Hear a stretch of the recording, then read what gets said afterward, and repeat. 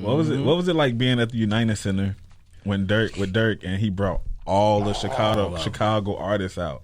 That was a dope show, man. That was a dope show. The timing had to be right. Right. A lot of dropping on the one. I just felt good as a DJ. It felt good to even DJ for all of those artists. Like that, like to be on stage and be like, "Well, I remember." I was reminiscing. I was like, "This is the class of 2012 right here. This is that. This is that era." This is iLLANOiZE Radio with Biko, iLLANOiZE Jones, and Pretty Riot going down right now. You're tuned in to iLLANOiZE Radio, Chicago's most valuable radio show. I'm your host, Biko, alongside Pretty Riot, iLLANOiZE Jones. And as always, we bring you all the illest guests from around the city and globe. And today, we got the homie DJ Reese in the building. What up? Yes, sir. What's going on, big dog? What's up, man? How you feel? Man, we got a legend in the building. Yes, we do. Real gold in there. Fresh off the plane, too. Fresh off the flight. Yeah, you been moving, big dog. A little bit, yeah. Every day, you in a different city, different state. You just moving around this thing. Trying to stay busy, man. Been a little quiet the last month or so, but you can't really tell. Don't seem like it. That's a break we didn't notice. Yeah, a little bitty break. It was like a little break, but it's cool. Shit, I mean, well, where do we start here? That's what I was just thinking. Like, what do I ask? Where do my first question go to? We start this conversation. All right, well, let's start from the beginning, Reese. Like, let's start when you first got into DJing. What led you into picking up that DJ board and mixing, getting the mixes out there? Well, my mother was a DJ. So we always had. Shout out to your mama. Yeah. She was cold. I don't even know her, but she was a DJ. She was raw. Period. Yeah. So we always had it in the house. So it was just, it was like I don't know how second I always nature. want to tell you. It's like I didn't take it serious. I just thought everybody had it. One of them kind of things. But so then I just, my mother would DJ and be up all night, and I'd be trying to do what she do.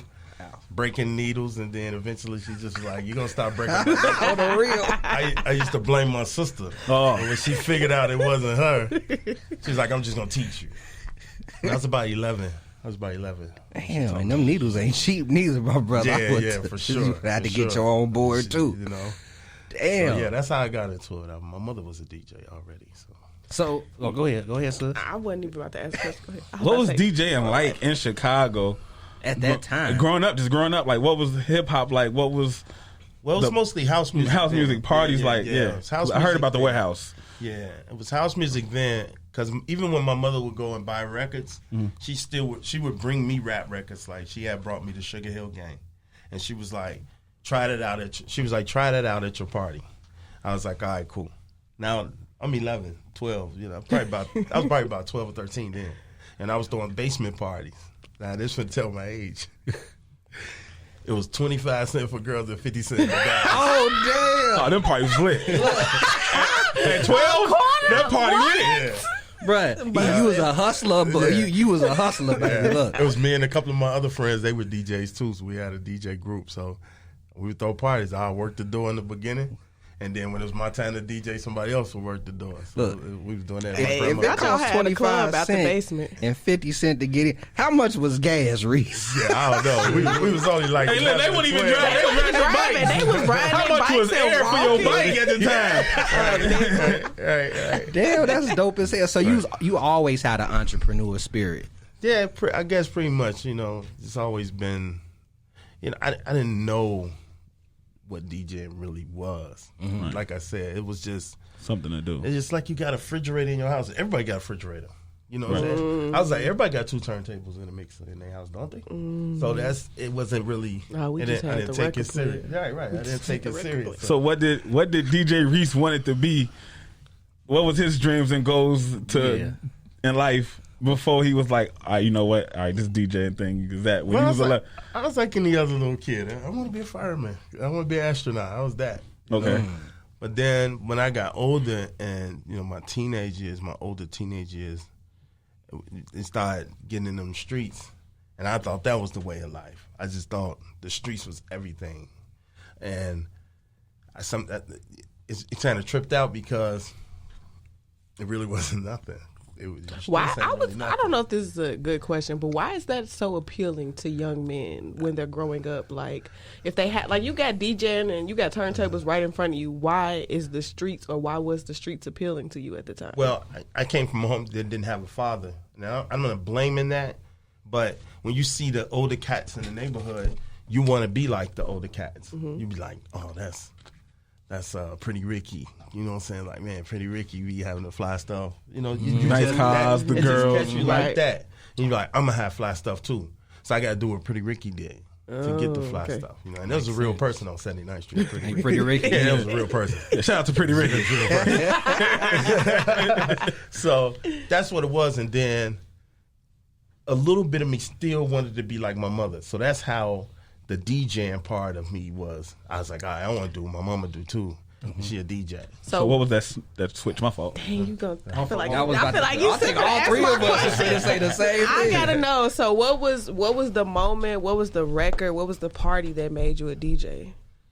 Professionally, yeah. No, when you felt like I'm a DJ. No, because I feel like sometimes before, like I felt like a radio host before I was one. Okay, I guess I would have had two moments. So when my mother would have parties, she was young, so on Fridays and Saturdays, her place was the place to kick it because she was the DJ. So if she wasn't DJing in the lounge or anything, she would just have something at the crib, or that would be the after party. So she would wake me and my sister up, make me DJ and make my sister sing. So I would play Tina Marie records and my sister would sing the Tina Marie records while I DJ. So it was like we was putting on a little concert as little kids. Yeah. Oh, that's cool.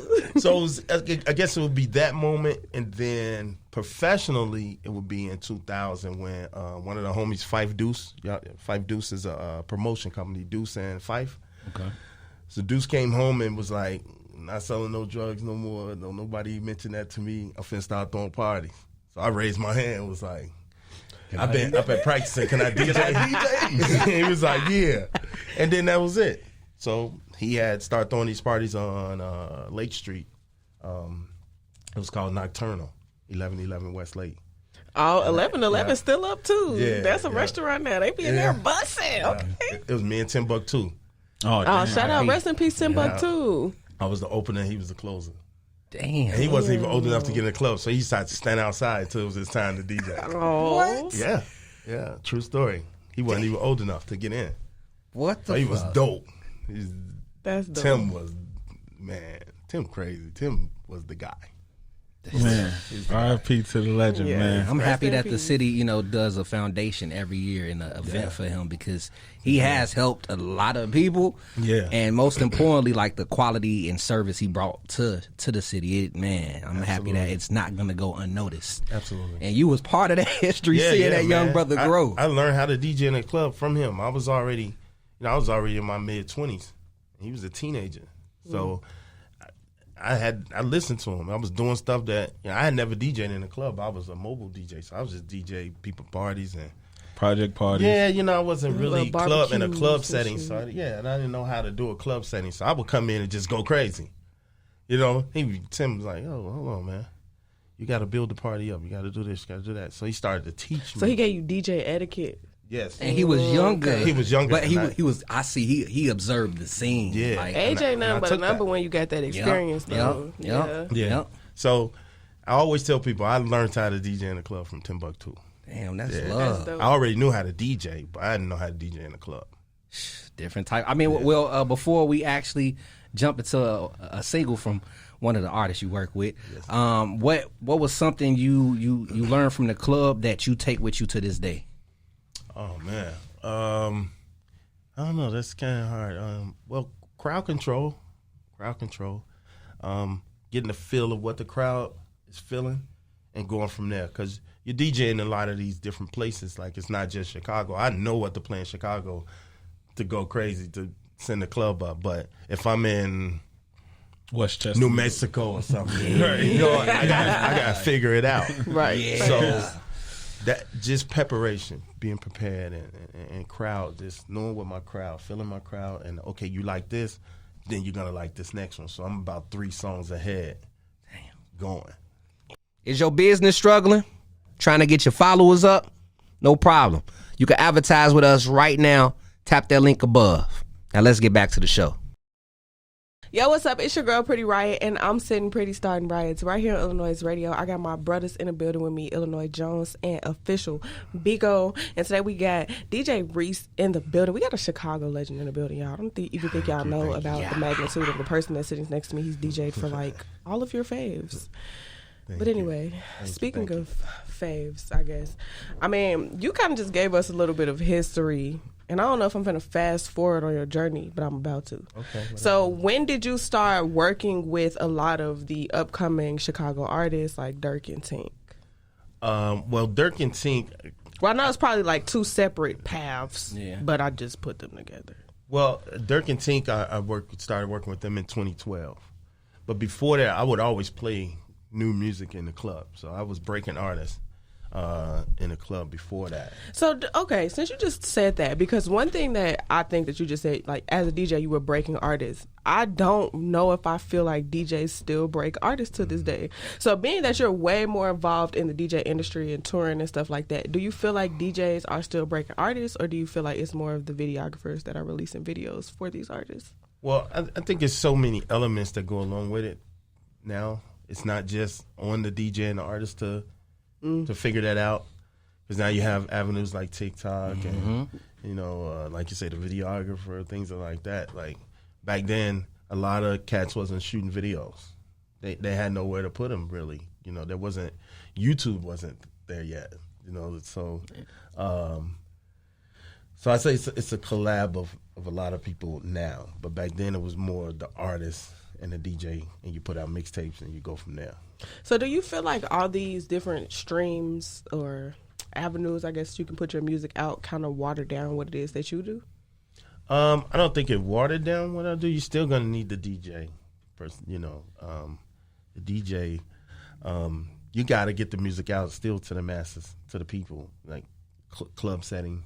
Mm-hmm. When you go do your shows, you still need a DJ to do your shows. So I just think if the DJ can embrace the other avenues and add that to their marketing plan, it'd be pretty cool. Like I don't think it watered the DJ down. The DJ watering themselves down, I guess. So what do you mean by that? This is not working as hard no more. Nobody's working as hard. Even some artists don't work as hard. They think if I'm on Instagram and I sent a few DMs that, and I think like I worked. Even the TikTok era, like even the fact that 10 seconds of your song could go viral, but the whole song could not sound that good. Exactly. Exactly. People just want that specific part. Yeah, it's like the chorus is going viral, but you finally listen to the whole song. You're like, this is the fucking song. Right.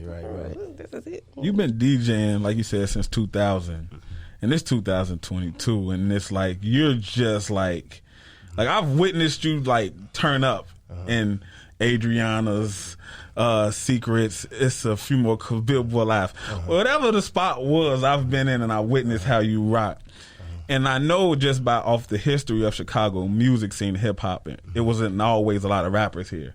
And the eras of music, you was able to witness and see the growth and us even having the industry, because we didn't have it like this. You was able to see the Kanye West era, the drill era, like the beginnings of the drill era. You was sounding lyrical as when Tink and Durk both was over there, and now they're fucking the shit. They like Michael Jackson out here. Yes, sir. You know what I mean? So what is that like, being able to witness and still having a hand in all this? Yeah. You know what?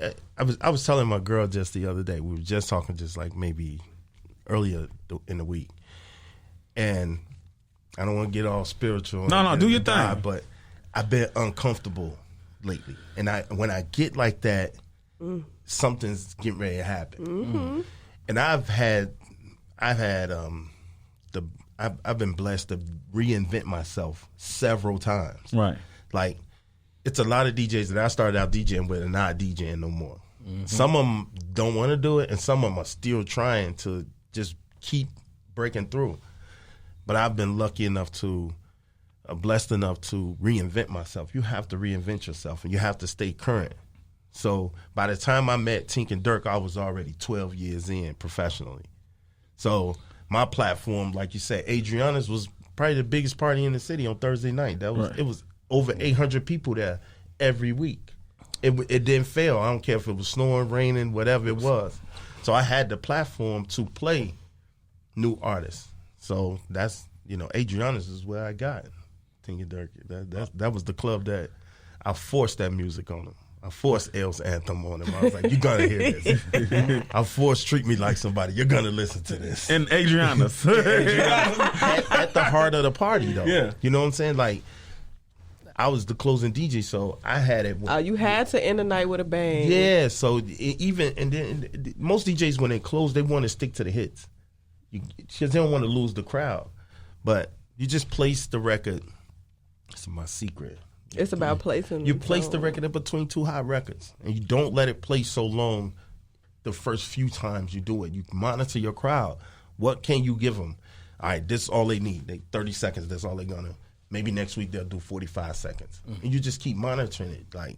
So I just kept playing. I just kept playing the records. And it sounds like you just gave what made you pick up this, analyzation of the crowd, where you just studying what you give them and just studying them, seemed like you just became Professor X, No, that's just a part of DJing. That's nothing that I created. That is what you're supposed to do as a DJ. You're supposed to monitor your crowd. Right. You're supposed to watch them and know what they like. And I think I may have developed being 3 and 4 songs ahead in my head.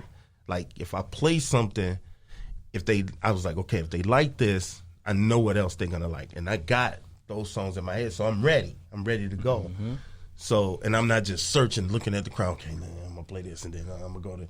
No, I'm ready. I'm in my moment. So I think that's just something DJs they just supposed to do that. You're supposed to monitor your crowd. Now, before we jump into this music break, I want to ask you, what does it take for a DJ to make it in this current industry, or what does it take to make it, to say I'm a DJ in this current, music industry? Well, practice. You still got to practice, because when you go out into the world, you want to make sure you sound good. Mm-hmm. I still practice. I'm not Allen Iverson. We talk about practice. For sure. So I still practice. Because you now have social media, you gotta have content. You have to have videos of yourself DJing and yourself rocking the crowd, showing that. Content. It's a content-driven, era. Yeah. And you have to stay current to that. I remember I did the Facebook sign-up party before they had 1 million people. I was booked for that at Zentra. They had all these people lined up with computers. And they was like, it's this party called Facebook. We're gonna need you to DJ. We're gonna have people sign up for Facebook. At that time, MySpace was out. I was about to say, that sounded like I was on MySpace making dollar signs. I was on my MySpace, page. and I was like, wow, Facebook, huh? I ain't think it was gonna be nothing. I had it from that. I didn't get on it for about 5 years later. I was like, I remember this when it got famous, when it started to get big. I was like, oh yeah, I DJ'd they sign up party, signing people up. You got in the club, you just signed up, and that's how you got in the club. Wow, man, yeah, that's deep. Yeah. Yo, what's up? It's your girl, Pretty Riot, and I'm sitting pretty, starting riots right here on iLLANOiZE Radio. And every single week, you come and you watch these great interviews, and you still ain't subscribed. What are you doing? Hit the subscribe button and turn the notification bell on too. Yo, what's good? It's the one and only Illinois Jones, and right now you're tuned in to the dopest thing that hit the streets since crack cocaine. And we got the God, the GOAT, the legend in the building, DJ Reese. Yes, sir. Appreciate you. Thank you. It's all love. We honored to have you right here, big dog. Man, I'm honored to be here. I appreciate you letting me be on your platform. Oh no, bro. It's only deserving that you be up here. Thank you. You feel me? You're the hardest working dog. You was working hard even in the pandemic. It was like DJ Reese, you saw him everywhere, from the shows to the parties to events. It's like your face is, you're a well-known DJ throughout Chicago. Oh man, I appreciate that. You know what I mean? And to see you out with some of the hottest artists from the city, Durk, Tink. Hey. But no, that's the whole, we gonna do all that, but you know, you've been around Durk, man, and y'all just been just knocking shit down. Watching a Durk show, it feels real Chicago.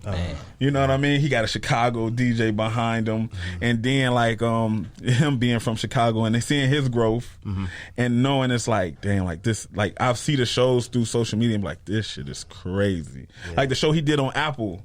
Oh yeah, the Apple Music show. That was crazy. That was a really nice show. What was that experience like? It was like being in a movie almost, because they had it was all kind of stuff going on. It was cameras everywhere, a director. It was a huge studio facility in LA. Like it was like filming a movie almost. And I just played my part. Like I just did what we do naturally. That was just naturally what we do in our shows. And we just put it out there. All of that is natural. It's good to see y'all bond, man. Like, you know, knowing that you and just OTF, how y'all grown together. Yeah. And I'm trying to think of what performance that was. I don't know if it was the Grammys. I don't know what show it was. I don't know if it was BET. It was one of them. He was on performing. I think he was with Lil Baby. He did the BET. There we go. Yeah. And when he hit that stage, bruh, I just felt the hair on the back of my neck rise because seeing everything that he's been through, he done went through, and how he just kept climbing. And seeing him on that stage, I felt like that was a trophy for the city. And just knowing that you two've been in collaborative hoots for quite some time, I gotta ask you too, like, I'm gonna take your question, sis. I'm sorry. Matter of fact, I'm gonna let you ask it. Go ahead. Thank you. So I want to know, like, what is like the craziest show experience you've ever had, whether it was good or bad? Like, what was the moment you was on stage, like, God damn, this is crazy? Whether it was the amount of people, the crowd's reaction, just the feeling you got, like, what was that show? It's so hard. It's so many of them. But if I had to really. When we finally did Rolling Loud and it was nighttime, you know, you always want to, you want to be there. A when festival all the at people at nighttime is lit. We was always coming on during the day. There's a few people there, not as many. You know, you can still see some space, but when we did it at night, I was like, okay, this is what's up. At festivals, people jump up and down the whole time. That's all they doing. They getting it in. So what does it feel like for you as the DJ? Because, like, granted, you're not the artist, but you're kind of providing the vibe. You know what I'm saying? Because before the artists come out, you kind of playing your little set. So what does that feel like for you, absorbing all the energy? And then, like you spoke about earlier, crowd control. It's one thing to be able to control 3 people in the crowd, but you got 30,000. Right. That's completely 80,000. different, right? You got all arenas. thousands. You got thousands of people. So, like, what does that feel like when you up there knowing, like, I got to keep them turned, I got to control the crowd? Like, what is that? I still get nervous when I go out, but I think that's a good thing. I don't want to stop getting nervous. It's a great feeling. It's hard to explain. It's like an adrenaline rush, I guess I would say it is. Like, you're just so hyped at the moment that it's just you and them. It's just you and the crowd. So I'm just saying, if I'm gonna say something and they respond, it's just in the moment. It's hard for me to explain it. I don't know. I'm so sorry I can't answer your question. Like, it's a lot of this is a feeling I get, and I can't explain it. It's almost like a blackout, like a blur. You know what that makes me think about, and this is kind of completely unrelated, but it makes me think about the Travis Scott festival and how, like, all the chaos was happening, and he was kind of saying, like, he didn't know what was going on. Yeah, you're in the moment. So, like, hearing you say that kind of made me think about that in my mind. Like, damn, maybe he didn't know what was going on. He probably did not. Yeah, he probably didn't. It's like so much is going on, and your adrenaline's going, and people are yelling and screaming, and then I'm out there. When I first go out there, I'm out there by myself, and I'm thinking to myself, these people didn't pay to come see me. You know, they came to see Durk and Tink or whichever show I'm doing at that time. But when I open my mouth and say something, they scream. I say, okay, now these my people too. We together. Let's get it. Right. You know, so I feed off the crowd a lot, and then that's where it goes. With that Travis Scott situation happening, and, you know, y'all continuously rocking festivals, do you feel like they should hold artists accountable for things such as that nature? I don't think so, man. Like, it's so much going on in the show. Like, the artists go through a lot too on stage. Like, people throw things up there, and it's not. I don't know if they being malice or not, but people throw waters, they phones. Phones come from everywhere. I saw that at stage. Summer Smash last year. Somebody threw their phone on stage at Uzi, and he literally picked the phone up and was making the video on stage. I'm like, just people throw your phone stuff up at the artist, so it gets a little difficult. I don't think the artist should be held accountable. People should. They're adults. You should know how to act like an adult when you go places. Right. If you can't hold your liquor or whatever it is you're doing, just stay at home or I don't know. It's just like you can't. When people are drunk and off high or something, you can't. I can't be responsible. You can't make another person be responsible for that. Like that's crazy. Especially when it's hundreds of thousands of other people. Who got the most off the chain fans between Durk and Tink? Oh yeah, well of course. Rap is totally different from R&B. R&B is a little smooth because we be out there singing every word, word for word. Smooth, so her Tink fans are a little. The calmer, little discipline. Okay, they not throwing phones. Yeah, they not.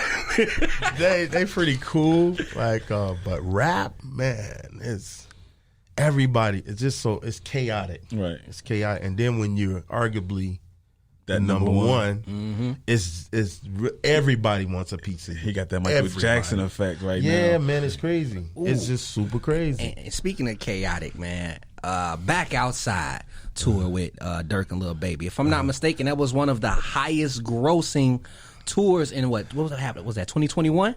Yeah, that was right after the pandemic was over. So yeah, that would have been 2021. Yeah, that was around this time. Yeah, sure was. Yeah, it was.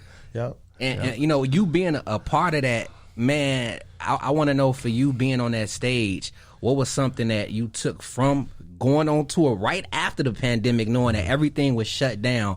What did you see amplified from that Back Outside tour? Well, the excitement of the people, of course, to be outside. Because right now it's slow. If I don't think anybody may notice, but it's kind of slow right now with concerts and things of that nature. That was right when everybody was just like, okay, we can go outside now. Let's get it. So what I saw was just people just having a great time, man. It was just, it was crazy. It was all the same. The artists were happy to be outside, so that made it enjoyable. Durk was smiling. Whenever Durk is smiling, I feel I'm good. I'm like, okay, today's a good day. Let's get it. The artist. What's the day like when he's not smiling? You better be on your P's and Q's. Right? Somebody getting fired. How was his face when Drake dropped that "Laugh Now, Cry Later," man? He was excited about that. He obviously he had the song. We were listening to it before it hit the streets. So we would listen to it on the plane and things of that nature. Like I was like, yeah, this gonna be the one. So what is it like just having like a key to the vault of all the unreleased music? Yeah, well, it's pretty cool. A lot of power. How do you control yourself? I got this hit on my hands. I purposely don't want the music when like when he makes it. You know what I'm saying? I don't want to be on the list of, if it ever gets leaked, then they go down the list of who all had it. I'm not on it. You know what I mean? I probably get the songs, like if it's going to drop at midnight tomorrow, they would have sent it to me earlier today. Oh, no. Or Durk plays it for us when we out places. Like if we riding in the car together, he'll play stuff for us. You know what I'm saying? Tink will play stuff for me. Like Tink really holds her music. Like she doesn't. You can't get a hold of her music. You know what I mean? Like, because she had that problem before. Somebody leaked her album before it got out. So they have to be careful with that. So I purposely don't ask for the music in advance. Unless it's a day or two before, then send me the single and I'm good. Because I'd have had the album before it came out. No, but mind you though, we listened to it. Like I've heard the song, some of the songs. Like you just didn't have it in your possession. Yeah, I just don't have it in my possession. I don't really like to. So considering that you are the personal DJ for these artists, I know what you just said, but do you ever get a song and they just like, I want you to play this first, like at this event? Like, has it ever happened? Like you've gotten to like break a song, I guess? Yeah, definitely.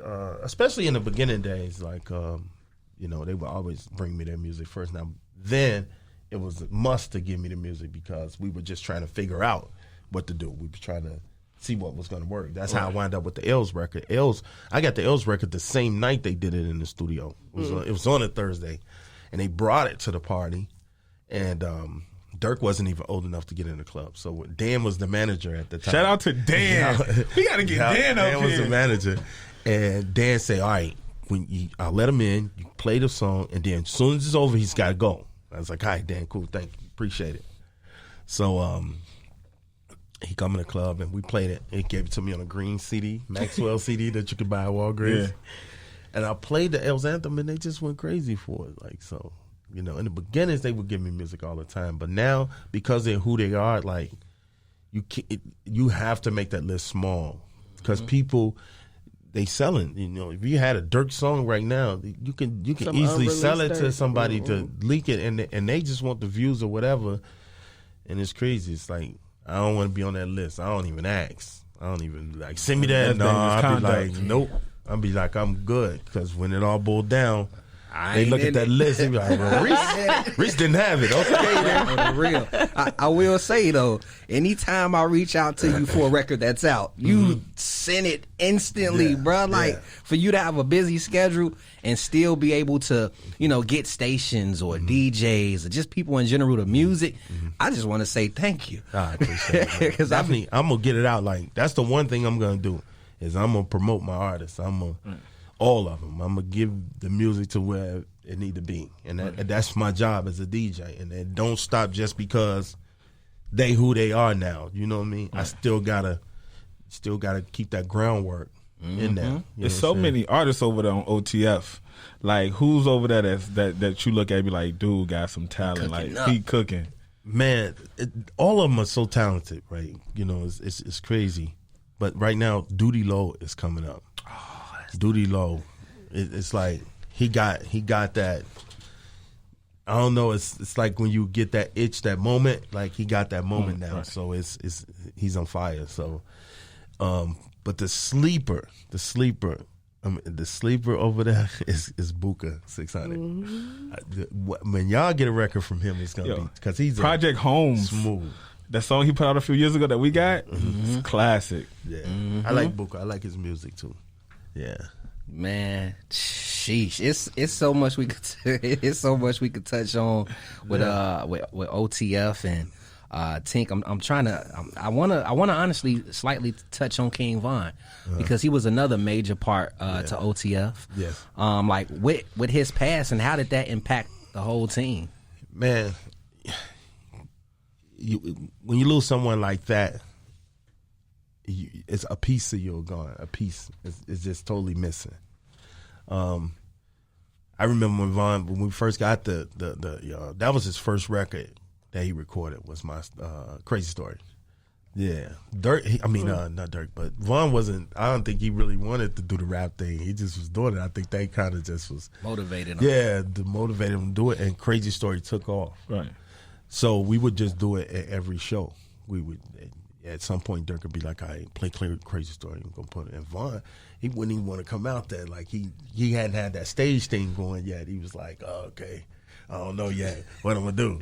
So once he started to get his feel and started to understand what was going on and start taking over, then it was crazy. Like, but losing him, it's like a piece, a missing piece. Yes. Then y'all lose D-Thang right after. And that right there was. I don't even know what to say about that. Like, cause it's like I don't even know what to say about D-Thing. Damn, that one there. I don't even want to. I think that hurt the whole city, man. That hurt the whole city because, you know, just knowing like what he stood for and how many people he helped. We was talking on the show last week how D-Thing had the iLLANOiZE app. Like he literally supported as many people as he could. And he was just tapped in, so that definitely, I think that hurt the entire city, man. So, I mean, like you know, we appreciate y'all just for being strong and keep going because a lot of people would have gave up. You know what I mean? After that many L's and that close, you know. I really thought after D-Thing it was over. I did. I thought that was going to be the end of it. Yeah. I was like, we're not gonna do this no more. I don't think so. That seemed like the what they say, the straw that breaks the camel's back. But then it's that other thing where that it gives you the strength to go because then now you why stop become now? him. Yeah, you become him, and it's like he wouldn't have did it. Right. D-Thing was never sitting around. He was active. So we had to get active. Yeah. And I'm glad y'all got active. Yeah, very active. Likewise. Yeah, we Super got active. Yeah, man. I love it. Like what y'all doing, man, it's I feel like it's bringing a lot of positivity to the city, especially the time too when Durk proposed to India at the United Center. At the United Center. Do you know how many weddings probably popping off from that right now? He put a lot of pressure on us. A lot of gangsters out now on their knees right now. He put a lot of gangsters on their knees, you hear me? Yeah. A lot of niggas on the shit like, shit, I try to put the Durk on. Better jump the bro. Put the Durk on. We gonna get married to some Durk. A lot of pressure. Now, since we talked about Durk, let's talk about Tink. Yes, yes, sir. Yeah. Yes, sir. And how's she doing? Tink is doing well. She's doing well. How She she got an doing? album coming out soon here. I don't have the date, but she's got an album coming out. Tink is doing good, man. Tink is. That's good. That was well. I ain't gonna say my first artist, but I had met Tink before I met Durk. Oh, okay. Yeah. So What have you noticed about Tink's growth, considering like everything she's been through with her music career, and then like you just said, you met her very young. So what have you noticed about Tink's growth? Tink is she understands the business now. Like she's a real businesswoman. Like when I met her, she was 16. Now she's a grown woman. You know what I'm saying? So and she out there making decisions like and guide her career where she wants it to go. So I like what I see about the business part of her. She handles her business very well. Very well.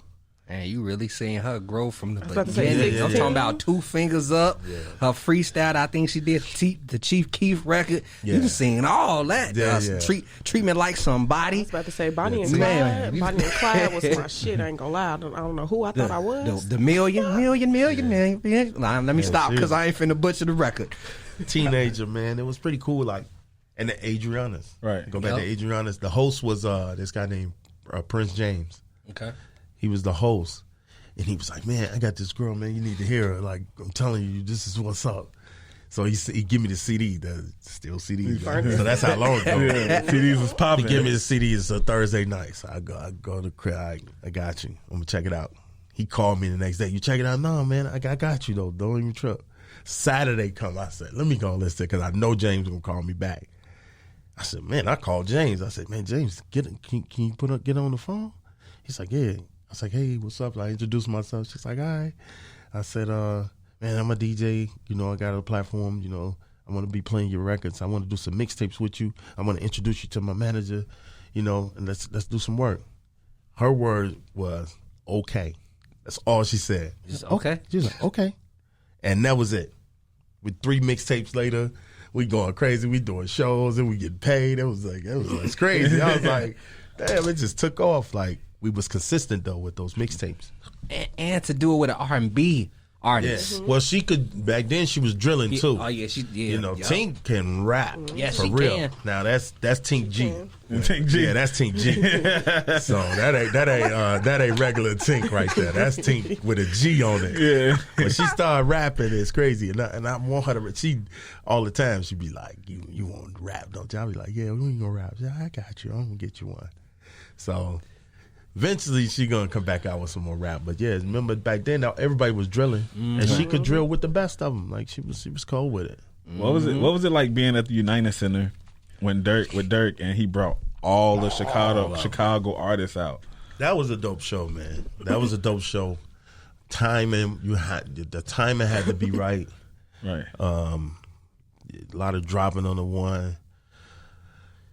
I just felt good as a DJ. It felt good to even DJ for all of those artists, you know, like that, like to be on stage and be like, "Well, I remember." I was reminiscing. I was like, "This is the class of 2012 right here. This is that. This is that era, right?" You know what I mean? So it felt great, man. Like I want to do that again. I honestly want to see the Keef and Durk.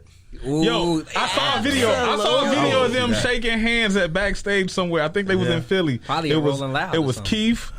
Keef, Meek, 21, and Durk. Ooh. That might have been. I would like to see all of them on the That's stage. the one. That's the one the I want to tour. see. Is it possible? I don't know, like, 'Cause and that's what I was gonna they say. not beefing or nothing. No. They still the homies. But I know Keef can't come to But Chicago. I don't know. Yeah, it's a matter of that, you know, putting that together and Shit. seeing what it. But Now- that right there, Put be their ass in the Joliet. one. Now, that's still Illinois, but it ain't Chicago. Joliet is not Chicago. Anyway, but, you know, with Durk being able to do United Center as a headliner, you know, before he was kind of like, the city wouldn't allow him to perform here. And then they allow him to perform here at one of the, you know, at 22,000 something, sold out. No headliner. He was the headliner. He was the headliner. You know what I'm saying? Sold Like, what did that do for you all as far as like opportunities with the city? Oh, definitely. It's up. It went up. And then, you know, Durk got the foundation too. Like, it's so many things they got going on that a lot of people don't talk about. You know, you got the Neighborhood Heroes, which is Kevin Freeman heads that up. Durk does a lot, man. Like, I don't know how many more doors. You know, I'm not involved in his business part of his business per se. I'm only in the show part of it, but I'm sure Life for him and Life for got a good relationship now. Like, Right. because it was no incidents, and if it was, the minor things that will happen at concerts. Right. You know what I'm saying? Like, but it wasn't nothing per se of that could be attached to him. You know. And we talking about the United Center, you know what I'm saying? 2 times. Now, granted, the Big Jam one was, you know, that was, you know, other artists on it. But then when you Still come was a part back, of it. when you come right back and do it yourself It's a different feel. with nobody else, just you, It's a different feel. And you at home. It's home. it's nothing to talk about. It's like, come on now, what we. You know, now you gotta act like Now it's time to turn yeah, up. now you like, what are you talking about here? You know? Yeah. And Kim Fox, I remember him saying in the verse he gave his Bulls tickets to Kim Fox. Yeah, he didn't even go to the, and that's true. That's a true story. Like, he didn't even go to the game. Like, he's like, man, he had other stuff to do. Man, you know what? We gotta chop it up about what you got going on, my brother. Because Black Wealth. Yes, sir. You know, Black Wealth! Yes, sir. DJ Big Tank we air his mixes every Monday. My out to brother, Big Tank. super duper consistent. Super duper consistent. Hard Even on worker. holidays. Man, Even on holidays. hard working guy right Send me there. the mixes on Sunday. I rock with him. And he's under Black Wealth, and you know, He's a co-owner. co-owner. Yeah, Oh yeah, yeah. shit! Yeah, that's the CFO. Oh damn! Yeah. Nah, he probably don't want y'all to know that. No, he don't. He don't. You just told He that handles man the money. He business. handles the money.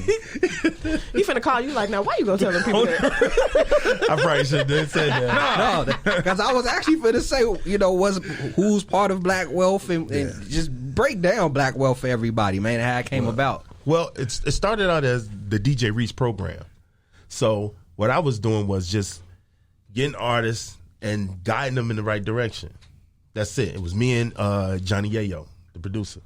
So he would have all these artists come to the studio, and I just had this knowledge of, you know, how to move artists forward, and that's what we called it at first, the DJ Reese program. So then when we started to do things like management things and production things, we turned it into management. It was like, okay, we're going to manage some artists. And then one of the artists that's not with us right now, I hate that you can't say their name. Well, you can. I mean, you can say whatever you would like to on you can, Illinois but then radio. it's like, You want to well, raise no conflict. yeah, I of don't want no interest. conflict or nothing. Y'all but so nice. One of the artists that's not with us anymore, was like, we should just be a label. And we was like, all right, let's do it. So then I went out and I was like, well, we're going to need somebody who's knowledgeable about management. And then that's when I went and sought out the Jamal Shabazz. Jamal Shabazz was managing. Popcorn guy. Yeah, he For sure. managed artists from the beginning of my career. He would always come and he serviced me records in the club. So I knew he had the knowledge of management. So I was like, let's get him. Then I was like, I want to empower a DJ. I was like, I got to have a DJ to go with me on this journey. And that's Big Tank. That's how Big Tank came into play. Okay.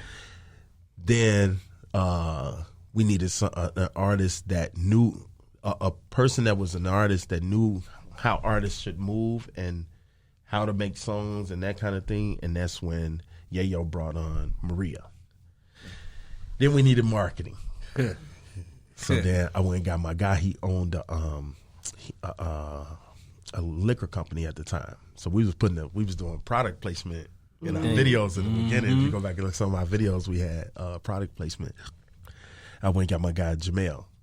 So then that's how it all formed together. So we all partners in it.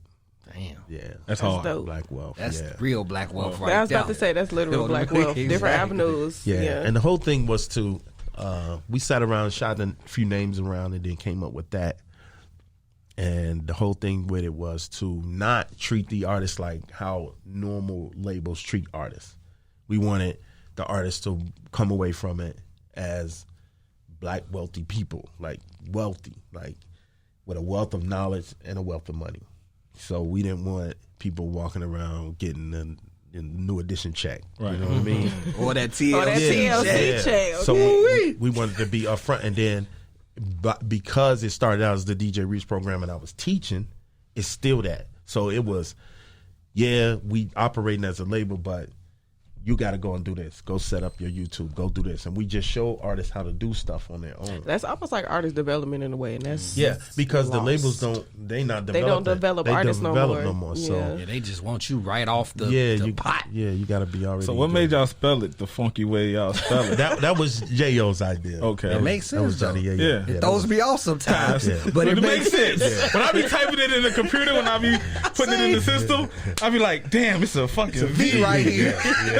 Not an A. I was trying to type it, That was to add some uniqueness to it. but It's dope though. It makes it stand out. It's pretty cool. It's pretty cool. And you were speaking on how that was the DJ Reese program. Yeah, it was the teaching, DJ, yeah. and you're still teaching because you got a seminar coming up soon. Yeah. I'm gonna do a seminar August the 7th. I'm gonna start here in Chicago and hopefully I'll go to other cities. But it's one of those you have so much to tell that you should tell it. You should give it to You somebody. got to give it. And people call me all the time. Like artists will tell you, like some artists probably, they'll tell you, they call me all the time. Like, hey man, I want to know how to do this. And I'm just on the phone all day, every day, telling people. I said, well, you know what? Lyrical was like, you should do a seminar, this, that. And I was like, all right, well, let's do it. Let's get it. Like, I feel comfortable with the knowledge I have. I'm not Teach these niggas how not to be aux chord DJs. They DJing with the aux chord, huh? No, I mean, it sounds like some of them do, yeah. I feel like I probably got a playlist that sound better than some of these DJs, but I'm going to be quiet. Yeah. I got you. Y'all wrong.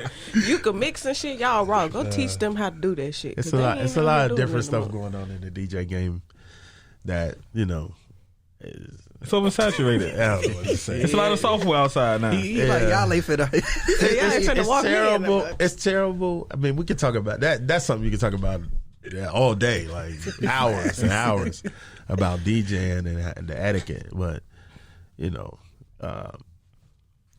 I don't know what to say about something. I still. That's a rabbit I hole. still DJ. Yeah. I still. You still break records. Yeah, I still do my thing. And your homies around you still do their thing. Yeah. Yep. The But DJs I'm with. Yeah. But I think it's good that you still like capture the essence of what DJing is, and you're teaching that essence instead of teaching shortcuts. Because I think like in general now with YouTube and it's so easy to learn certain things. You just watch a video. Like I think it's cool that you're actually gonna teach people the essence of being a DJ, because you can't really learn that from YouTube. What's something in the city that you feel is missing when you were in the clubs and DJing and breaking records? I was gonna say even add radio to that. Yeah, even that radio. Like what you feel is missing that can help the music scene from clubs and radio that used to be an intricate part.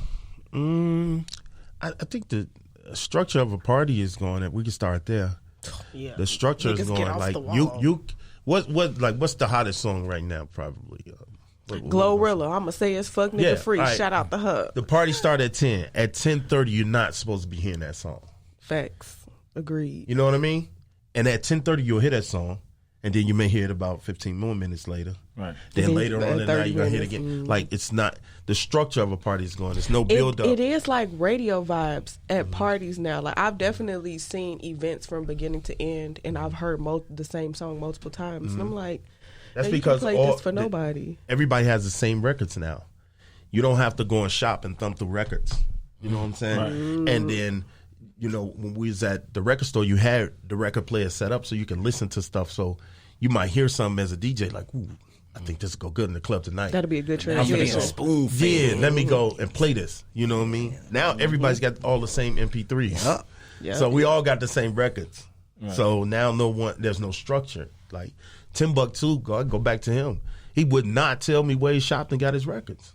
He would not tell me. He's like, I got a secret store, man. I can't put you up on that because now I got the stuff he got. Now I'm giving you access to my library. So you feel like you had to get out there and do your work. So nobody really nobody's got something. No, music is not exclusive to what I'm going to play this and they not going to play this. Yeah. It's not being gatekept anymore in a way of like exclusivity is what it sounds like. It sounds like people ain't in the field.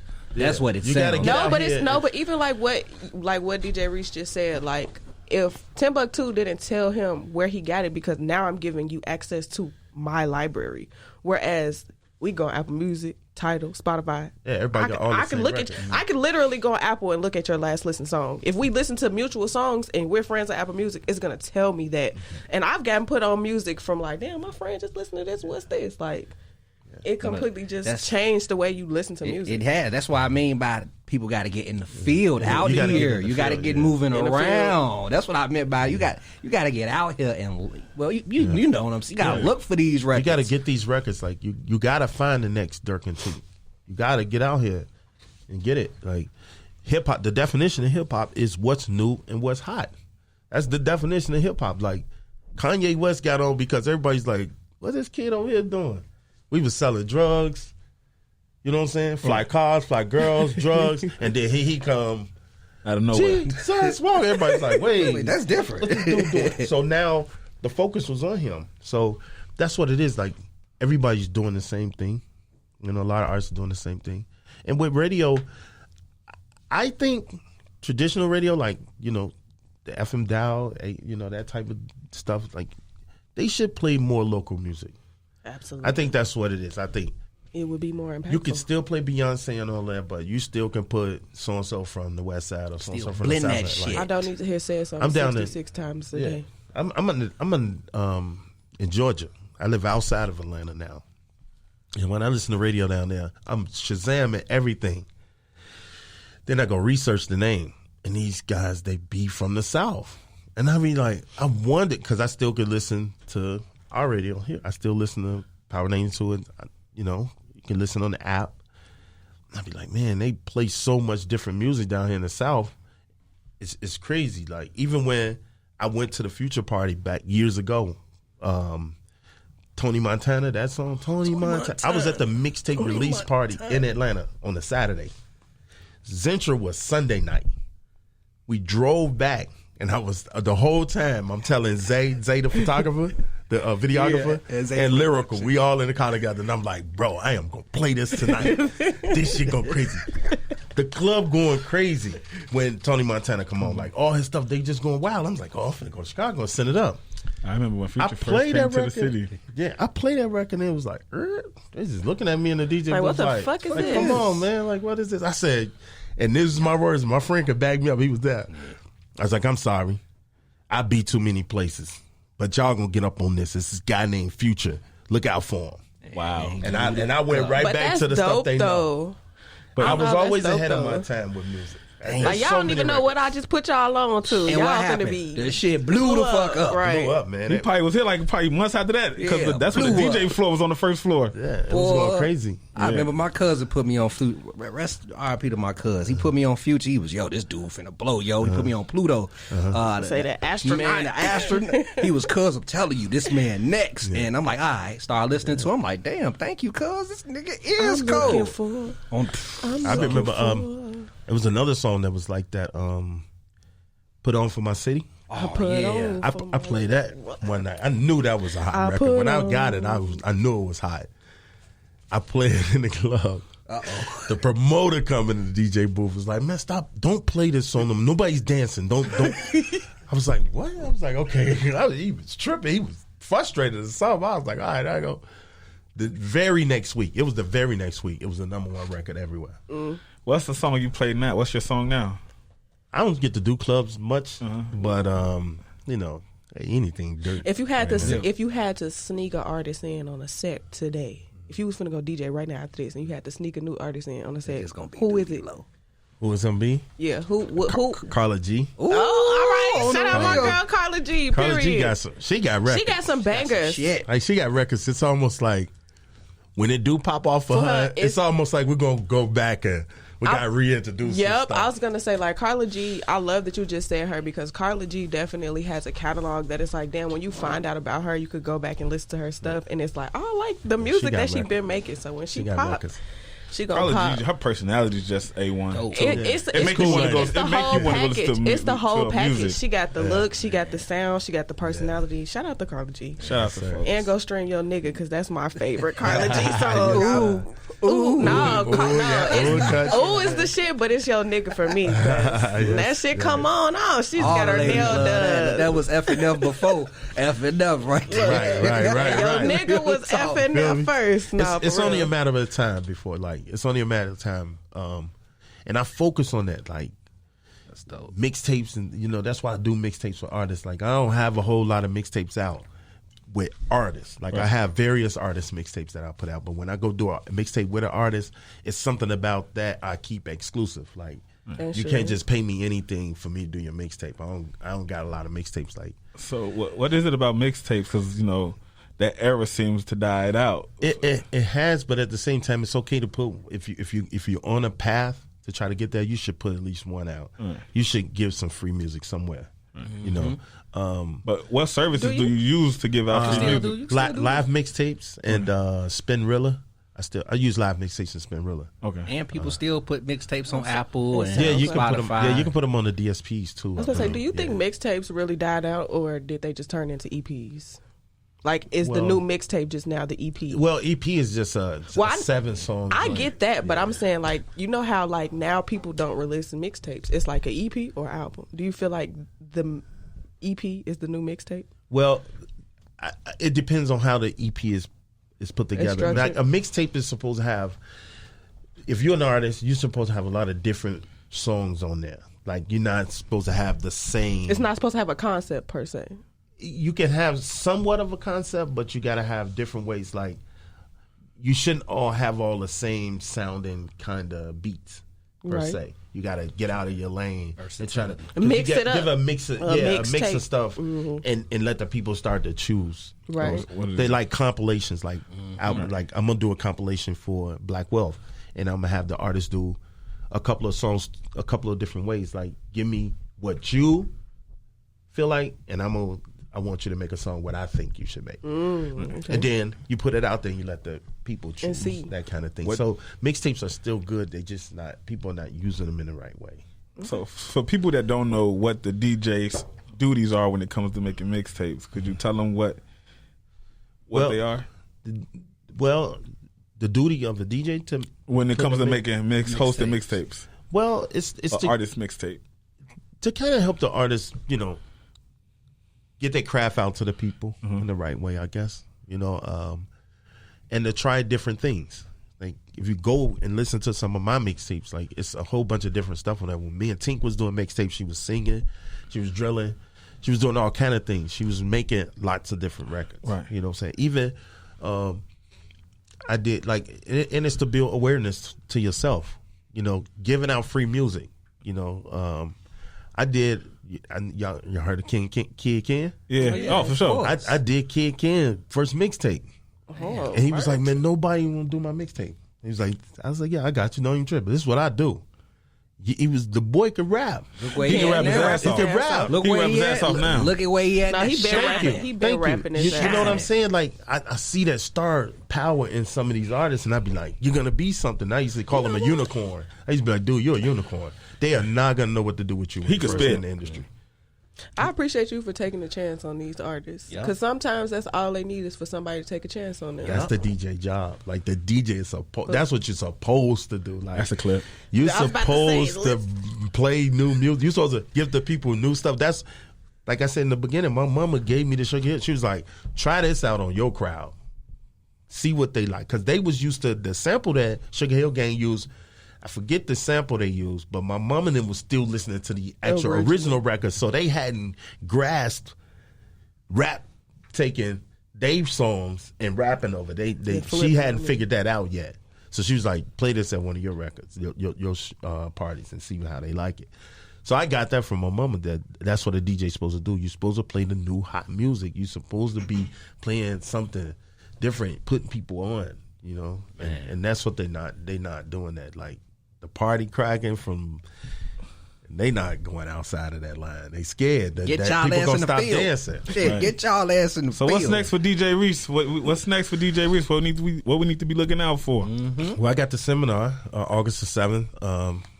We're gonna probably close the sign up maybe a week before, 2 weeks before, or something, and get that taken How care can the of. people go sign up? At djreesebiz@gmail.com.